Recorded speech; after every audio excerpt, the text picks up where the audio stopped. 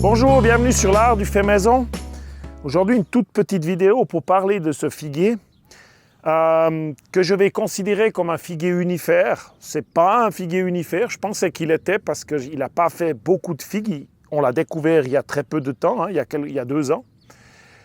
Mais comme il se situe en dessus d'un mur, contre la pierre, contre notre hangar ici, je vais exécuter une taille unifère afin que je puisse le maintenir à une taille raisonnable et une taille surtout où on peut cueillir les figues sans tomber en bas du mur.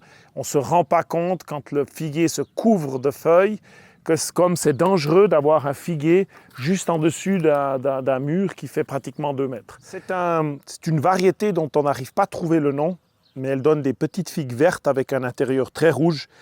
On a la liste de toutes les figues, la variété portugaise, mais il existe plusieurs variétés vertes et rouges à l'intérieur, mais elles ont un goût extraordinaire. Maintenant, ce figuier, c'est là qu'on voit la force de la nature. Quand on est arrivé, je n'avais même pas vu qu'il était là. Pourtant, on a construit le hangar assez rapidement quand on est arrivé. Et un jour, je me suis retrouvé avec un bout de figuier dans le sol. Et on s'en est occupé et il a donné quelque chose d'assez extraordinaire.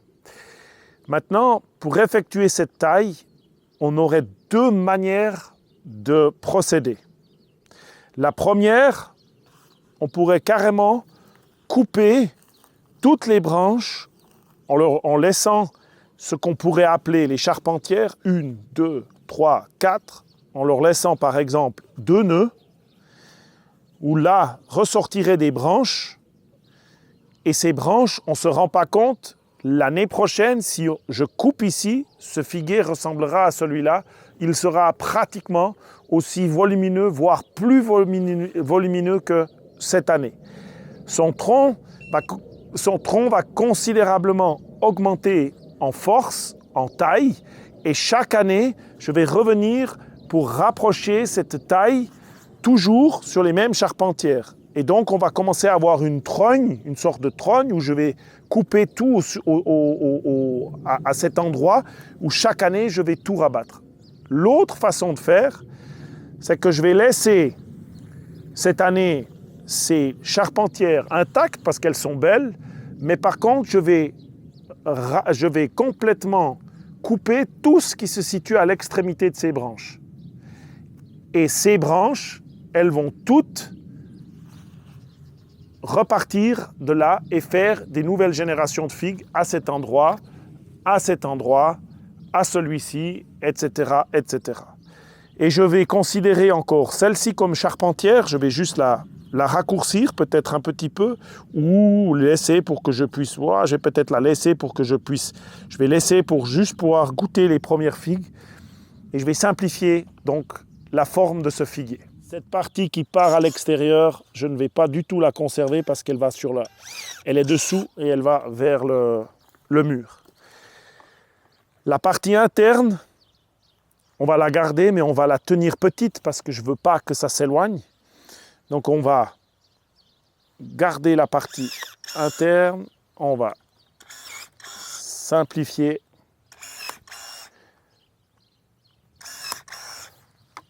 Et de là, on va avoir des figues des branches et des figues qui occuperont cet espace. Et en bout de charpentière, on va enlever les chétives.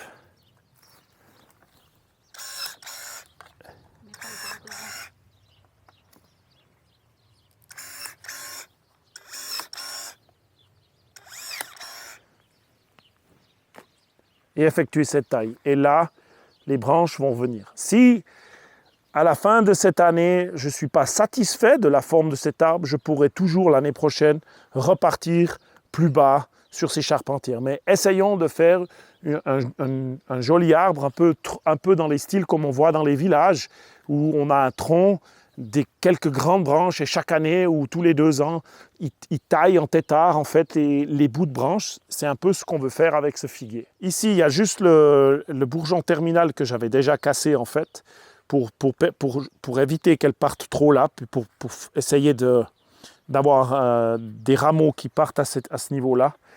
On va s'occuper aussi ici de cette branche. Là, je veux rien du tout. Voilà.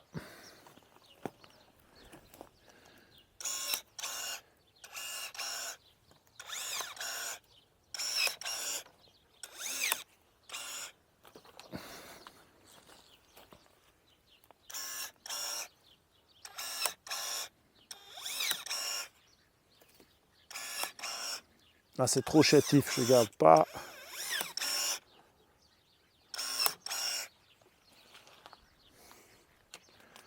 Voilà.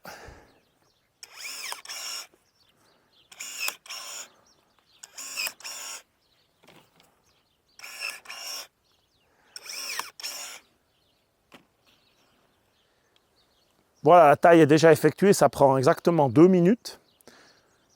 Pour s'imaginer ce que j'essayais d'expliquer au tout départ, on aurait pu exactement exécuter ce genre de taille à ce niveau-là, c'est-à-dire garder, couper ici, couper là en bas, couper là, ici et là, et on aurait eu exactement à la base proche du tronc ce qu'on a proche des branches. Mais je préfère garder ça pour essayer d'ouvrir un peu l'arbre et d'utiliser un peu mieux l'espace. Toutefois, l'année prochaine, on pourra peut-être changer d'avis. Encore une fois, attention, il fait beau, on est un peu tard pour faire la taille du figuier, mais le figuier supporte un peu ça, il y a toujours ce lait. Il faut faire attention parce que c'est photosensible.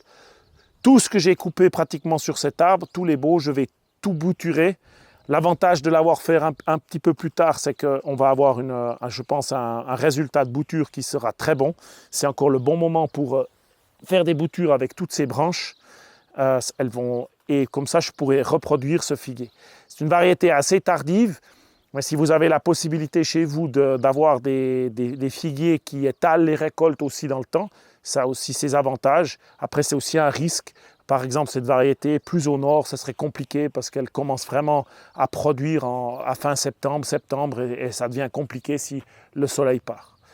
La chaleur et le soleil part.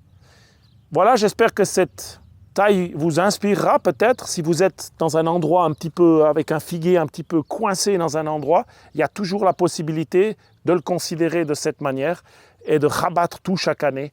Il va vraiment développer en puissance à la base et vous fournir toujours des rameaux plus grands et plus importants et des récoltes chaque année qui seront plus abondantes. D'ici là, je vous souhaite une très bonne semaine et à tout bientôt. Au revoir.